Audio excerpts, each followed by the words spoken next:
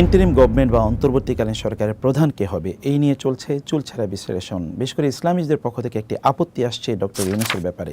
Doctor ইউনূসের ব্যাপারে ইসলামিস্টদের যে আপত্তি, সেই আপত্তির সাথে আমরা একমত যে তিনি সুদকে সামাজিকীকরণ করেছেন, বাংলাদেশের সর্বত্র তিনি ছড়িয়ে দিয়েছেন, এই বক্তব্য সত্য। কিন্তু তার পাশাপাশি ইসলামিস্টদেরকে যে কথা ভাবতে হবে তা হলো বর্তমানে বাংলাদেশ যে ক্রাইসিস ফেস করছে, পলিটিক্যাল ক্রাইসিস আছে, সিকিউরিটি ক্রাইসিস আছে, ইকোনমিক ক্রাইসিস আছে, স্ট্যাবিলিটি এর ক্রাইসিস আছে, এবং রয়েছে এখানকার ডেভেলপমেন্টের ক্রাইসিস, রয়েছে ইন্টারন্যাশনাল রিলেশনের ক্রাইসিস।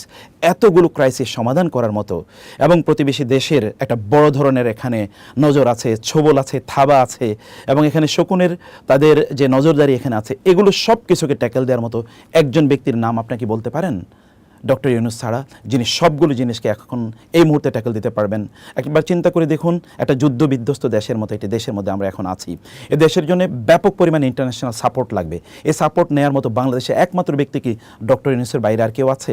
এবং দ্বিতীয়ত একবার চিন্তা করে দেখুন তো, যে আমাদের প্রতিবেশী রাষ্ট্রের আমাদের উপর যে ছোবল আছে, এর বিরুদ্ধে দাঁড়ানোর মতো একটা ব্যক্তি গোটা পৃথিবীকে একত্রিত করতে পারে, তিনি ডক্টর ইউনূস। এবং তার পাশাপাশি গোটা বাংলাদেশ উন্নয়নের ক্ষেত্রে, ইকোনমিক্যাল ডেভেলপমেন্টের ক্ষেত্রে তিনি সুদী কাজ করেছেন বটে, সে কথা সত্য, কিন্তু এই জায়গায় তার যে এক্সপার্টিজ আছে, এত হিউজ এক্সপার্টিজ গোটা দেশকে ডেভেলপ করার জন্যে, এবং এর বাইরে বাংলাদেশের বাইরেও গোটা পৃথিবীতে গ্রামীণের যেই ব্যাংকের তাদের যেই সমৃদ্ধি এবং তাদের যে সুনাম রয়েছে, এবং এখানে তাদের যে এক্সপার্টিজ রয়েছে, এরকম একটা লোককে আমাদের কাছে আছে বলুন? এমন কোনো লোক আছে? বরং আমি যেটি বলবো যে ইসলামীদেরকে এগিয়ে আসা দরকার। রাসূলুল্লাহ সাল্লাল্লাহু আলাইহি ওয়াসাল্লাম কি বলেন নাই, খেয়ারুকুম ফিল জাহিলিয়াতি খেয়ারুকুম ফিল ইসলামি ইজা ফাকিহু? জাহিলি যেগুলো লোকেরা, তারাও যদি ইসলামে আসে তাহলেও তারা সেরা হতে পারে। ডক্টর ইউনূসকে বরং আপনার বরণ করে নিন, তার কাছে আপনার যান, তার কথা আপনারা বলুন, তিনি বুঝুক যে ইসলামিস্টরা তাকে সাপোর্ট করছে। অতএব এমনিই তিনি মুসলিম, আর ইসলামের ব্যাপারে তার আরও সফট কর্নার তৈরি হবে। তাকে আপনার বলুন, আপনারা তাকে দাওয়াত দেন। ওমর ইবনুল খাত্তাব রাদিয়াল্লাহু তাআলা আনহু জাহিলি যুগে রাসূলকে হত্যা করতেও গিয়েছেন, কিন্তু ইসলামে কত বড় সম্পদ তিনি হয়েছেন। আর আমর ইবনুল আস রাদিয়াল্লাহু তাআলা আনহুর কথা যদি একবার চিন্তা করে দেখুন, অথবা সোহাইল ইবনে আমরের কথা একবার চিন্তা করে দেখুন, মক্কা বিজয়ের সময় যখন সাহাবায়ে কেরামরা তার ব্যাপারে খারাপ কথা বলতে গিয়েছিল, রাসূল সাল্লাল্লাহু আলাইহি ওয়াসাল্লাম বললেন, না বলো না, তিনি একদিন মুসলিমদের পক্ষে তিনি শক্তিশালী ভূমিকা তিনি পালন করবেন। এবং তার এই মুখের কথায়, তার যে বুদ্ধিমত্তা, ডিপ্লোম্যাটিক তার যে এই বুদ্ধিমত্তা, এটা কোনো এক সময় মুসলমানদের কাজে লাগবে। এবং আপনারা জানেন আবু বকর রাদিয়াল্লাহু তাআলা আনহুর সময় রিদ্দার যুদ্ধে যখন লোকেরা বিভিন্ন জায়গায় তারা ছড়িয়ে পড়ছিল, এবং যখন তারা ইসলামের বিরুদ্ধে চলে গিয়েছিল, তার বক্তব্যে কিন্তু হাজার হাজার লক্ষ লক্ষ লোক আবার ফিরে এসেছে। তার সেই মুখের বাণী কিন্তু ইসলামের কাজে লেগেছে।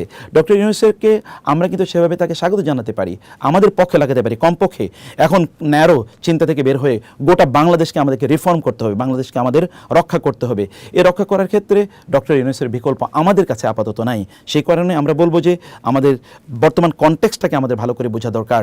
আমাদের সিকিউরিটির ইস্যুটি প্রচণ্ড গুরুত্বপূর্ণ, এটা বোঝা দরকার। গোটা আন্তর্জাতিক বিশ্বকে আমাদের প্রচুর পরিমাণে লাগবে, আমাদের প্রচুর ইকোনমিক সাপোর্ট লাগবে, আমাদের অনেক অর্থনৈতিক সাপোর্ট আমাদের লাগবে, অনেক সহযোগিতা আমাদের লাগবে। এই সহযোগিতা ডক্টর ইউনূসের মাধ্যমে করা সম্ভব। ইনি একমাত্র ব্যক্তি যিনি পৃথিবীর যে কোনো ব্যক্তিকে, তিনি যত পাওয়ারফুলি হোক না কেন, তিনি সরাসরি ফোন দিতে পারেন। তিনি আমেরিকার প্রেসিডেন্টকে, তিনি জাতিসংঘের মহাসচিবকে, তিনি ওয়ার্ল্ড ব্যাংকের প্রধানকে, প্রেসিডেন্টকে, এবং পৃথিবীর ইউরোপিয়ান ইউনিয়নের প্রধান কর্তা ব্যক্তিদেরকে, পৃথিবীর যে কোনো রাষ্ট্রপ্রধানকে তিনি যদি চান এই মুহূর্তে তিনি ফোন দিতে পারেন, এবং প্রত্যেকে তার ফোন ধরবে। তিনি একমাত্র ব্যক্তি যার নামে বাংলাদেশকে বহু লোকেরা চেনে। অতএব আমরা আমাদের নিজেকে ওই জায়গায় নিয়ে যাই, ডক্টর ইউনূসকে দিয়ে আমরা আমাদের দেশকে, আমাদের যে স্বার্থ আছে সেই স্বার্থটা আমরা হাসিল করি, সেটি আমাদের দরকার। অতএব অন্যায়ভাবে তার বিরোধিতা করার প্রয়োজন নেই, বরং আমরা ছাত্র সমাজের সাথে একই বক্তব্য আমরাও দিতে চাই, তাদের সাথে আমরা সুর মিলিয়ে আমরা বলতে চাই, আমরা ডক্টর ইউনূসকে তত্ত্বাবধায়ক সরকার অথবা যদি ইন্টারিম গভর্নমেন্ট বলি, এবং আমরা যদি বলি যে এখানকার অন্তর্বর্তীকালীন সরকার, তার প্রধান হিসেবে আমরাও তাকে দেখতে চাই। আরেকটি বিষয় এখানে খুবই গুরুত্বপূর্ণ, তিনি কিন্তু কোনো পলিটিক্যাল ক্যারিয়ার না, তার পলিটিক্যাল কোনো ভিশনও নাই যে তিনি এখানে দীর্ঘদিন পর্যন্ত থাকবেন। তিনি ইন্টারিম একটি ব্যবস্থাপনা তিনি করবেন, তারপরে তিনি হতে পারে তিনি নির্বাচন দেবেন বা কী করবেন সেটি একটি ভিন্ন বিষয়। আবার তিনি পলিটিক্যাল কোনো গ্রুপ তৈরি করে তারপরে এটাকে অন্যদের মতো যারা এতদিন পরিচালনা করেছিলেন তাদের মতো এটাকে তিনি কুক্ষিগত করবেন, এরকম কোন ব্যক্তিত্বও তিনি নন। আর তিনি দেখুন গ্রামীণ ব্যাংক অথবা গ্রামীণ ফোন এবং অন্যান্য যা কিছু তিনি ধরেছেন সব হীরার টুকরা হয়ে গেছে। তার যে সোশ্যাল বিজনেস, এটা তো আমাদেরই আইডিয়া, এটাকে তিনি কেবল একটু আপনার মানে ইউরোপিয়ানাইজ তিনি করেছেন। সোশ্যাল বিজনেস তো আমাদের ওয়াকফের যে আইডিয়াটা তিনি আসলে সেল করতে চেয়েছেন। অতএব তার কনসেপ্টগুলোকে এগুলোকে ইসলামের বাইরে আপনি দেখবেন না, এগুলোকে কোনো অবস্থায় ইসলামাইজ আপনি করে নিতে পারেন। তার ইকোনমিক থিওরিটাকে আপনি কেবল ইসলামিক থিওরিতে রূপান্তরিত করেন। এবং আপনি দেখুন না, ইসলামী ব্যাংকগুলো কিন্তু তার যেই রুরাল ব্যাংকিং অথবা তার যদি আমরা বলি মাইক্রো ফাইন্যান্স, ইসলামী ব্যাংকগুলোকে এখন করে না। হাজার হাজার এনজিও তৈরি হচ্ছে মাইক্রো ফাইন্যান্সের উপর। ইসলামিক মাইক্রো ফাইন্যান্স নামে তৈরি হয়েছে কিন্তু এই ডক্টর ইউনূসের সেই থিওরির উপর। অতএব থিওরিকে ইসলামাইজ করুন এবং তাকে আপনার বলুন যে এই কাজগুলো ইসলাম নিষিদ্ধ করেছে, তিনি নিশ্চয়ই সেটি বুঝবেন। অন্যথায় তার বিরোধিতা করলে আমরাই ক্ষতির মধ্যে নিমজ্জিত হব, কারণ আমরা একটা সন্ধিক্ষণে দাঁড়িয়ে আছি।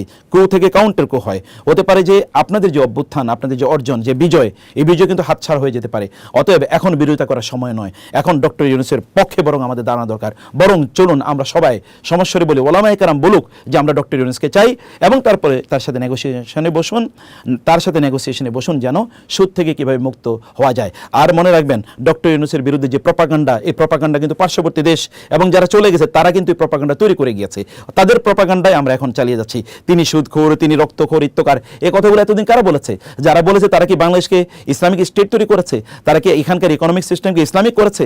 তারা কি এখানকার ইসলামিক ব্যবস্থাপনা যারা বলেছে তারা কি তাদের পক্ষে ছিল? ওলামায়ে কেরামদেরকে কারা হত্যা করেছে? কারা এখানকার ইসলামিক প্রতিষ্ঠানগুলোকে বন্ধ করে দিয়েছে, লুটতরাজ করেছে? কারা ইসলামের নামে কোনো জিনিসকে ইসলামিক কোনো পর্যন্ত আমরা প্রতিষ্ঠান করতে পারি নাই? আমরা ইসলাম ইউনিভার্সিটিগুলোতে ইসলামিক স্টাডিজ ডিপার্টমেন্ট আমরা খুলতে পারি না, কাদের কারণে? তো তাদের এতদিন তারা ইসলামের পক্ষে ছিল, আবার নতুন কেউ কি ইসলাম এখানে প্রতিষ্ঠিত করে ফেলবে এখনই? তা করবে না। সে কারণে আমাদেরকে একমাত্র যোগ্য ব্যক্তি যেহেতু তিনি, অতএব চলুন আমরা তার পক্ষে দাঁড়াই এবং তাকে আমরা সাপোর্ট করি, তাকে আমাদের সম্পদ হিসেবে আমরা ব্যবহার করি। আল্লাহ সুবহানাহু ওয়া তাআলা আমাদেরকে বুঝার তৌফিক দান করুন। আল্লাহুম্মা আমিন। ওয়াসসালামু আলাইকুম ওয়া রাহমাতুল্লাহি ওয়া বারাকাতুহু।